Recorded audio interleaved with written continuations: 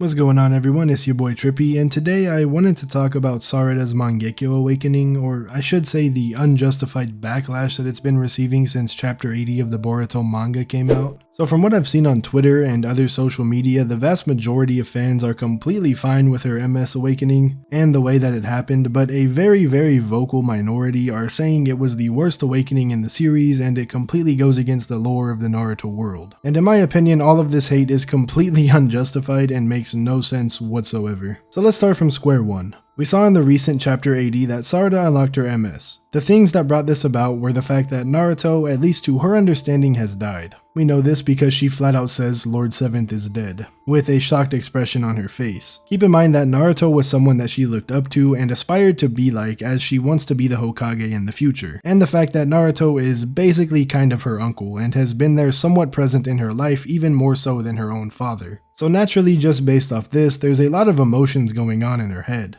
But on top of this, she sees that Mitsuki, who is one of her close friends, is trying to kill Boruto, who is arguably her best friend. She's confused as to what's going on, then her own father tells her that Mitsuki is in the right and that his reaction is completely normal. Then Sumire tells her what's actually happening, and now she knows that the entire village is going to kill Boruto for a crime that she knows he did not commit. You can probably imagine how emotional this could make someone. The stress, frustration, and anxiety, as well as the grief for Naruto's death, is all hitting her at one time. And we see her grab Sasuke and beg him to help Boruto as she awakens her MS. And personally, I thought this was a really good moment of writing. The whole point of Naruto was breaking that cycle of hatred, and to end the fighting. We see every other Uchiha awaken the MS by being an avenger, but Sarada awakens it because she was being a protector. So to circle back around to everyone's issues with this and why they're calling it a retcon for some reason, which I completely disagree with. But anyways, yeah, it's a different way to unlock the MS than what we're used to. Normally an Uchiha that has unlocked the MS is directly involved with the death of a loved one or someone really close to them, or at least they feel responsible for their death. But in Sarada's case, she only heard about the death of Naruto. She was not directly involved, nor was she directly responsible for it. But we have seen different ways to unlock the Mangekyo. Just because they were all previously unlocked due to a lust for vengeance doesn't mean that they were all unlocked in the same way. Early on, we're told that you have to kill your closest comrade in order to awaken it. Then later we find out that you don't have to actually kill your best friend, but it's more like a really traumatic experience can awaken it. This is what happens in both Obito's and Itachi's case, as Obito saw Rin die at the hands of Kakashi,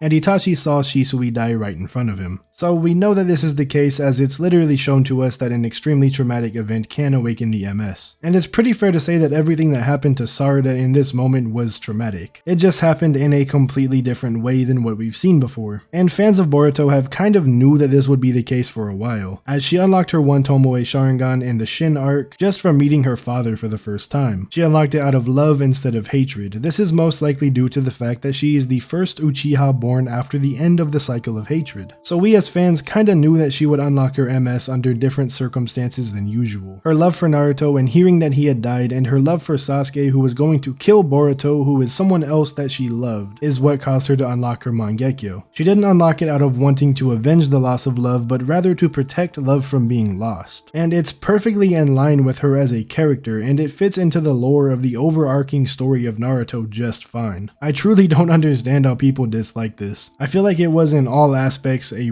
really good moment of writing. But that's it for this video. I hope you guys enjoyed. If you did, a like would be greatly appreciated. And if you like Boruto and or Naruto content, as well as some other anime mixed in between, then it would be cool if you would consider subscribing to the channel. I also have a Discord where you can talk to others who are into all kinds of anime content. That'll be linked in the description, as well as a weekly podcast that I do with fellow content creators Komoy and Screenwriter's Perspective. So if that interests you, then make sure to check out that channel as well. It'll also be linked in the description. I also really quick want to add this in between here. First off, I'm sorry that my voice sounds like this throughout the video. I don't know what's wrong, but I kind of like lost my voice but I wanted to get this video out. And I'm also sorry about the kind of short videos that I've done the last like 2 uploads, this one and the last one. But I have a longer video planned and I think you guys will like it. That'll be coming out somewhat soon. I don't want to make any promises, but yeah, that's pretty much all I wanted to add at the end here. With all that out of the way, thanks for watching. Trippy out.